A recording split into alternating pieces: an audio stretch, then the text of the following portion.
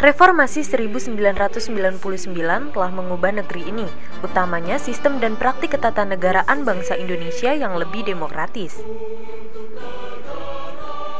Undang-Undang Dasar 1945 pun telah 4 kali diamandemen, yang membuat perubahan 4 gagasan mendasar yang fundamental, yakni pemisahan kekuasaan sebagai pengganti dari pembagian kekuasaan, otonomi daerah yang lebih luas, pemilihan presiden secara langsung, dan pembentukan Dewan Perwakilan Daerah atau DPD. Kelahiran DPD RI didasari oleh keinginan semua pihak termasuk pemerintah pusat dan daerah untuk memperbaiki hubungan kerja dan penyaluran kepentingan antara kedua level pemerintahan tersebut. Dalam hal ini, DPD hadir sebagai lembaga yang mampu membantu untuk mengatasi kesenjangan antara pusat dan daerah sesuai semangat otonomi daerah yang menjamin keadilan, demokrasi, dan keutuhan integritas wilayah Negara Kesatuan Republik Indonesia. Periode pertama, DPD dipimpin oleh Ginanjar Kartasasmita dengan Wakil Ketua Irman Gusman dan Laude Ida. Di periode awal ini, DPD dalam tahap peletakan pondasi dasar kelembagaan dalam sistem ketatanegaraan Indonesia. Berbagai usaha untuk melakukan amandemen Undang-Undang Dasar 1945 dilakukan, namun masih belum membuahkan hasil karena penolakan fraksi di DPR RI. Di periode ini, DPD mengukir sejarah dengan menggelar sidang paripurna khusus pada 23 dengan agenda mendengarkan pidato Presiden tentang pembangunan daerah dalam rancangan anggaran pendapatan dan belanja negara. Sidang dihadiri oleh seluruh kepala daerah seperti gubernur, wali kota, bupati, dan ketua DPRD seluruh Indonesia. Periode 2009 hingga 2014, DPD diketuai Irman Gusman dengan Wakil Ketua Laude Ida dan Gusti Kanjeng Ratu Hemas. Di periode ini, DPD memutuskan untuk kembali melakukan gerakan amandemen Undang-Undang Dasar 1945, namun kembali gagal karena anggota DPR yang baru terbentuk juga tidak menyetujuinya. Beberapa poin penting yang diperjuangkan diantaranya adalah DPD harus memiliki hak dan kewenangan yang sama dengan DPR dalam menjalankan perannya sebagai lembaga legislatif. Di periode kedua ini, berbagai terobosan dilakukan dalam rangka penguatan kelembagaan. DPD bersama DPR menggelar sidang bersama setiap tanggal 16 Agustus dalam rangka mendengarkan pidato Presiden Republik Indonesia dan dilanjutkan dengan laporan Presiden atas nota anggaran dan pendapatan belanja negara atau APBN. Dalam sidang bersama ini, DPR dan DPD secara bergantian menjadi tuan rumah dan pemimpin sidang. Memasuki masa sidang 2011 hingga 2012, DPD tidak mengenal putus asa dalam rangka penguatan memperjuangkan hak dan kewenangannya. Meski perjuangan amandemennya ditolak oleh DPR, tepatnya pada 14 September 2012, DPD mengajukan gugatan judicial review ke Mahkamah Konstitusi terhadap Undang-Undang Nomor 27 Tahun 2009 tentang MPR, DPR, DPD, dan DPRD atau MD3. Kali ini DPD ingin mengembalikan hak dan kewenangannya sebagaimana amanat Undang-Undang Dasar 1945. Gugatan DPD atas Undang-Undang MD3 ini juga dikuatkan dengan gugatan yang sama oleh 56 kelompok masyarakat yang terdiri dari 16 lembaga dan 40 perorangan ke Mahkamah Konstitusi. Sidang Pleno Mahkamah Konstitusi tanggal 27 Maret 2013 mengabulkan gugatan DPD RI. Kedudukannya di bidang legislasi, Dewan Perwakilan Daerah menjadi setara dengan Dewan Perwakilan Rakyat dan Presiden dalam mengusulkan dan membahas rancangan undang-undang terkait dengan daerah. Mahkamah Konstitusi juga memutuskan DPR, DPD, dan pemerintah menyusun program legislasi nasional atau prolegnas. Perjalanan DPD yang penuh dengan lika-liku perjuangan tidak menyurutkan semangat para senator Indonesia untuk berkiprah. DPD memiliki andil yang cukup besar dalam proses pembangunan daerah, di antaranya turut membahas undang-undang yang berkaitan dengan pemekaran daerah, sumber daya alam, pendidikan, agama, memberikan rancangan undang-undang inisiatif, dan juga pertimbangan APBN. Misalnya DPD secara aktif turut mengusulkan dan membahas rancangan undang-undang bersama DPR terkait Daerah Istimewa Yogyakarta hingga pengesahan pada tahun 2012. DPD berhasil mengawal undang-undang ini dan mengembalikan hak dan kewenangan istimewa Yogyakarta sebagaimana amanat rakyat. Dalam usaha menyelesaikan problematika bangsa, DPD terlibat penuh dalam pertemuan rutin antar pimpinan lembaga tinggi negara yang pelaksanaannya digelar secara bergantian di Istana, MPR, DPR, DPD, Mahkamah Konstitusi, Mahkamah Agung, Komisi Yudisial, dan Badan Pemeriksa Keuangan. Tahun 2012, DPD juga menggagas pertemuan sejumlah tokoh nasional, baik dari latar belakang agama, politikawan, pengusaha, pakar, dan elemen masyarakat lainnya, dalam membahas problem bangsa Indonesia dan menggagas sebuah pemerintahan yang ideal, bersih, terbebas dari korupsi, kolusi, dan nepotisme. DPD menjadi penengah dan mediator menyelesaikan konflik yang disebabkan adanya pemekaran daerah, konflik pilkada, konflik perbatasan, dan konflik horizontal karena kasus SARA. Tercatat DPD turut menyelesaikan konflik di Papua, Madura, Lampung, Nusa Tenggara Barat, dan daerah lainnya. Dalam rangka memperkuat diplomasi pemerintah dan kerjasama antar negara, Dewan Perwakilan Daerah menjalin hubungan dengan negara tetangga. Pimpinan dan anggota DPD menerima kunjungan kepala negara, duta besar, dan diplomat negara tetangga. Di antaranya adalah Perdana Menteri Australia, Duta Besar Amerika, Korea Selatan, Cina, Jepang, India, Belanda, Swiss, dan masih banyak lagi. Pimpinan dan anggota DPD juga turut serta dalam kunjungan ke berbagai negara dalam misi diplomasi. Di antaranya ke Finlandia, India, Korea Selatan, Cina, Singapura, Malaysia, Swiss, dan masih banyak lagi. DPD juga bergabung dengan Gerakan Perempuan Anti-Trafficking dan Migran Care yang mencegah perdagangan perempuan dan perlindungan tenaga kerja Indonesia di luar negeri. DPD mengirimkan delegasi ke Malaysia dalam menyelesaikan kasus penembakan tenaga kerja Indonesia asal Nusa Tenggara Barat di Malaysia. DPD juga turut memulangkan TKI yang bermasalah di Arab Saudi dan aktif menyelesaikan berbagai undang-undang dan peraturan dalam melindungi tenaga kerja Indonesia di luar negeri. Terkait tenaga kerja di dalam negeri, DPD juga turut menyelesaikan kasus penyekapan dan kerja paksa tenaga kerja di Tangerang pada tahun 2013. Dalam rangka menjaga pulau terluar dan daerah perbatasan, DPD secara kontinu terus melakukan pemantauan, mediasi, dan penyerapan aspirasi dari masyarakat di daerah perbatasan seperti Papua, Kupang, Kalimantan, dan daerah Sumatera. Bencana alam yang melanda sejumlah daerah di Indonesia seperti meletusnya Gunung Merapi, tanah longsor, gempa bumi, dan banjir yang melanda beberapa daerah, DPD turut aktif berpartisipasi dalam memberikan bantuan, pemulihan, serta berkoordinasi dengan pihak-pihak terkait agar bencana bisa tertangani dengan baik. Terkait pertanahan dan ketahanan pangan, DPD mendorong undang-undang agraria dan pertanahan yang memihak kepada rakyat. DPD mengharapkan pemerintah berpihak kepada kepentingan petani dalam rangka ketahanan pangan nasional. DPD mendorong Indonesia swasembada pangan dan tidak menggantungkan impor dari luar negeri, seperti yang terjadi saat ini dengan mengimpor beras, daging, tepung, dan kebutuhan bahan pangan lainnya. Dewan Perwakilan Daerah dalam memaksimalkan hak dan kewenangannya telah menghasilkan 515 produk yang terdiri atas 57 usul rancangan undang-undang, 237 pandangan dan pendapat, 16 pertimbangan, 138 hasil pengawasan, 58 pertimbangan DPD RI yang berkaitan dengan anggaran, 4 usulan DPD terkait program legislasi nasional, dan 5 buah rekomendasi DPD RI. Seiring masa sidang 2014, peran dan fungsi DPD dalam memperjuangkan kepentingan daerah semakin memperlihatkan keseriusan. Ini dengan semakin intensnya pertemuan, rapat dengar pendapat, diskusi dan pembahasan dengan sejumlah menteri, pejabat negara, lembaga tinggi negara, perusahaan negara BUMN, dan pemerintah daerah.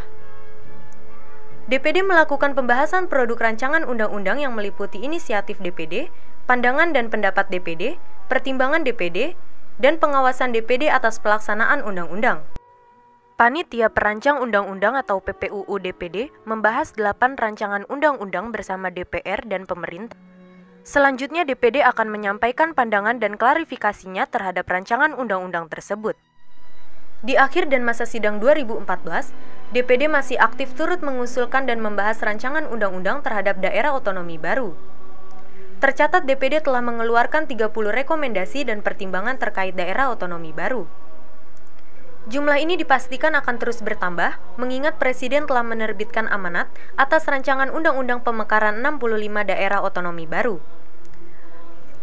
Memasuki tahun sidang 2014, DPD telah menggelar rapat dengar pendapat dengan beberapa daerah yang menginginkan pemekaran, seperti pembentukan Provinsi Kapuas Raya, pemekaran Papua, Papua Barat, Maluku Utara, Sulawesi Utara, Kabupaten Sukabumi, dan Kabupaten Bogor. DPD menginginkan pemekaran daerah dikaji secara mendalam, agar memberikan manfaat pada pemerataan pembangunan dan kesejahteraan rakyat. Terkait ekonomi kerakyatan di daerah, DPD memperjuangkan penyaluran kredit usaha rakyat ke Bank Indonesia, Otoritas Jasa Keuangan, Bank Mandiri, dan Bank BNI. DPD menginginkan masyarakat kecil di daerah dapat mengakses kredit ini dengan mudah, bunga ringan, dan persyaratan yang meringankan sehingga mampu menggerakkan ekonomi kerakyatan. DPD peduli dengan masalah yang muncul di ibu kota Jakarta seperti masalah banjir, kemacetan, pengelolaan sampah, air bersih, dan masalah sosial. Terkait masalah ini, DPD menginginkan rancangan Undang-Undang Metropolitan Jabodetabek-Jur yang berkaitan dengan pengelolaan secara terpadu daerah Jakarta, Bogor, Depok, Tangerang, Bekasi, dan Cianjur. Komite 1 yang membidangi masalah ini sudah melakukan fokus group discussion dengan pihak Kementerian Dalam Negeri, Gubernur dan Wakil Gubernur dari Jawa Barat, Jakarta dan Banten, serta Bupati dan Wali Kota dari Jabodetabek-Jur. DPD membentuk tim kerja yang serius membahas rancangan undang-undang pemerintahan daerah. Tim kerja ini bersama dengan DPR dan Menteri Dalam Negeri melakukan pembahasan secara tripartit sebagaimana amanat undang-undang dalam usaha menghasilkan undang-undang yang tepat dan bermanfaat untuk kepentingan rakyat dan daerah. Langkah ini didukung dengan gerak cepat Sekjen DPD yang baru, Profesor Dr. Sudarsono Hardjosoekarto, dalam melakukan proses teknokratik dengan melakukan kajian dengan tim ahli, 15 kementerian dan lembaga, dan 5 pemerintah provinsi. DPD berharap RUU Pemda memihak kepentingan daerah, meningkatkan kesejahteraan rakyat, dan tidak terjadi tumpang tindih dengan aturan yang lainnya. DPD peduli dengan pendidikan nasional, sehingga serius membahasnya dengan Menteri Pendidikan Nasional dan Menteri Agama. Materi pembahasannya terkait nasib guru honorer, perekrutan guru yang dinilai tidak transparan, tunjangan guru yang belum cair, kurang meratanya guru berprestasi di daerah, hingga masalah ujian nasional. Langkah ini menindaklanjuti aspirasi Kepala Dinas Pendidikan se-Indonesia beserta PGRI atau Persatuan Guru Republik Indonesia yang menyampaikan aspirasinya ke DPD. Sebagai parlemen nasional yang bersidang di ibu kota Jakarta, DPD dalam menjalankan tugasnya juga memiliki kantor di setiap provinsi dalam rangka menampung aspirasi masyarakat dan daerah. Hingga saat ini DPD telah memiliki kantor perwakilan di seluruh Indonesia. Dalam rangka menjalankan amanat Undang-Undang Dasar 1945 dalam menjaga transparansi pelaksanaan keuangan negara, DPD turut melakukan seleksi calon anggota Badan Pemeriksa Keuangan atau BPK. DPD menerima laporan secara berkala dari BPK terkait pemeriksaan penggunaan keuangan negara. Melalui komite Panitia Akuntabilitas Publik melakukan pengawasan secara intensif dan memberikan tanggapan serta pemeriksaan secara mendalam. DPD pun mendapatkan 7 kali penghargaan dari BPK dengan penilaian opini wajar tanpa pengecualian atau WTP karena laporan keuangannya yang transparan dan akuntabel. Terkait transportasi murah yang dicanangkan pemerintah di akhir 2013, DPD menggunakan hak bertanyanya kepada Presiden. DPD mempertanyakan kebijakan mobil murah karena dinilainya tidak sepenuhnya tepat sasaran. Presiden diwakili Menko Perekonomian, Menteri Perindustrian, dan Menteri Perhubungan memberi penjelasan kepada DPD terkait kebijakan tersebut. Terkait memanasnya suhu politik pasca pemilihan Presiden 2014, DPD merasa berkewajiban menjaga keamanan dan menurunkan suhu politik nasional. Untuk itu, Ketua DPD Irman Gusman mengusulkan kepada Presiden Susilo Bambang Yudhoyono untuk mempertemukan kedua pasang calon Prabowo Subianto Hatta Rajasa dengan Joko Widodo Yusuf Kala dalam pertemuan buka puasa di Istana Negara. Pak Irman Gusman, Ketua DPD RI yang menyampaikan saran kepada saya, alangkah baiknya kalau kita semua bisa berbuka puasa bersama dengan kedua pasangan Capres dan Cawapres. Selama 5 tahun berkiprah, prestasi DPD patut diacungi jempol. Peran alat kelengkapan DPD yang maksimal mampu menempatkan DPD sebagaimana amanat undang-undang. RUU inisiatif DPD RI lewat Komite 1, kemudian ada soal pengawasan, kemudian ada pertimbangan, dan bentuk rekomendasi-rekomendasi lain. Soal RUU inisiatif DPD RI yang langsung dikelola oleh Komite 1, sudah ada 10. Kita dulu memulai dengan RUU inisiatif tentang Daerah Istimewa Yogyakarta, RUU tentang pemerintahan daerah yang sedang berlangsung pembahasan sekarang, RUU tentang pilkada yang sedang berlangsung juga, dan RUU desa yang baru sudah selesai. Dan ada RUU tentang pengadilan agraria yang sedang berproses juga sekarang. Kepada periode yang akan datang, tugas-tugas yang terbengkalai oleh Komite 1 yang bersifat konstitusional tentu harus dilanjutkan. DPD sudah banyak melakukan pengawasan di bidang pendidikan dan hasilnya cukup menggembirakan. Paling tidak pada saat rapat kerja dengan kementerian terkait, baik Kementerian Pendidikan maupun Kementerian Agama, sudah bisa disampaikan dan ditindaklanjuti. Bahkan pada 5 tahun terakhir, di samping banyak rekomendasi yang telah disampaikan oleh DPD, juga telah berhasil membentuk pansus guru dan banyak sekali rekomendasi yang disampaikan oleh pansus untuk bisa ditindaklanjuti. Perjuangan DPD berkaitan dengan pendidikan dan guru sangat efektif karena memang setiap kali daerah menyampaikan masukan-masukan dan aspirasi melalui anggota dari masing-masing provinsi bisa dikomunikasikan dengan baik dan bisa ditindaklanjuti oleh Komite 3 yang membidangi salah satunya pendidikan kepada pihak-pihak yang mempunyai kewenangan di bidang itu. Mengenai diketahui bahwa Komite 4 ini kan membidangi APBN, dana perimbangan keuangan pusat dan daerah, pajak, BPK, dan lembaga keuangan serta koperasi UMKM. Kalau untuk APBN khususnya itu sudah 18 pertimbangan selama 5 tahun ini. Nah, khusus untuk APBN ini adalah kita mempunyai fokus untuk bagaimana dana transfer ke daerah ini agar lebih besar. Karena ini perjuangannya. Dana bagi hasil ini juga masih perjuangan khusus dari DPD karena dana bagi hasil ini kalau kita melihat belum adil. Minyak itu kita kalau sekarang di 15,5%, kita maunya untuk daerah itu adalah sekitar 25%. Kemudian juga Komite 4 ini sudah 4 kali dalam 5 tahun ini memberikan pertimbangan terhadap pemilihan calon anggota BPK. PHL sebagai jembatan bagi bangsa ini untuk memperkenalkan bahwa Indonesia telah memiliki salah satu lembaga yang hampir sama dengan negara-negara lain yang namanya DPD. Dan sebagai alat kelengkapan yang membidangi hubungan antar lembaga, tentu saja kerjasama dengan lembaga-lembaga lain akan semakin terus ditingkatkan dan kemajuan-kemajuan terhadap kerjasama ini setiap tahun telah mampu dicapai dalam kerjasama baik antar sesama senator maupun antar lembaga. PAP itu melaksanakan fungsi representasi, mewakili rakyat, mewakili pemerintah daerah, fungsi pengawasan atas pelaksanaan undang-undang APBN dengan menelaah laporan hasil pemeriksaan BPK. Misalnya, tindak lanjut temuan BPK, sampai di mana pemerintah daerah itu menindaklanjuti rekomendasi BPK. Kemudian berkembang, dari situ pengaduan masyarakat yang berkaitan dengan pelayanan publik. Kemudian sekarang berkembang lagi gitu, pengaduan dari pemerintah daerah. ada aspirasinya yang tidak nyambung dengan pemerintah pusat.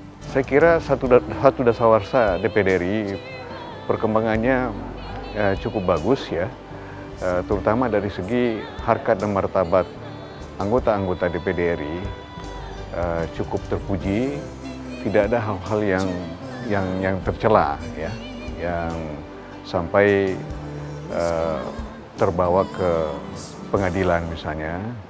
Jadi alhamdulillah tidak ada yang harus masuk ke Cipinang gitu ya. Indonesia adalah negara kepulauan. Oleh karena itu penting sekali undang-undang sektoral yang terada. Kegunaannya bagaimana merubah paradigma selama ini pembangunan ke darat dirubah menjadi pembangunan laut. Tujuannya adalah kesejahteraan rakyat secara khusus masyarakat pesisir sesuai dengan pasal 33 Undang-Undang Dasar 1945. Untuk pertama kalinya, DPR RI menerima secara utuh usulan rancangan undang-undang kelautan yang diajukan DPD RI. Rancangan undang-undang tersebut mulai dibahas 14 Agustus 2014 dan dihadiri pimpinan DPR, pimpinan DPD serta Menteri Kelautan yang sekaligus Ketua Harian Dewan Kelautan Indonesia.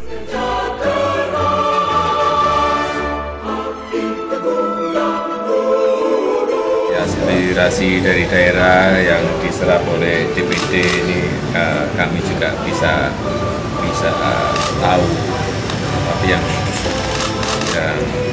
paling penting bahwa hubungan seperti ini antar lembaga harus dieratkan kembali agar sekecil apapun kekurangan segera bisa kita koreksi. Dewan Perwakilan Daerah berkeyakinan keberadaan kami semakin dirasakan oleh daerah, memiliki peran yang semakin strategis dalam memajukan daerah dan juga mensejahterakan rakyat.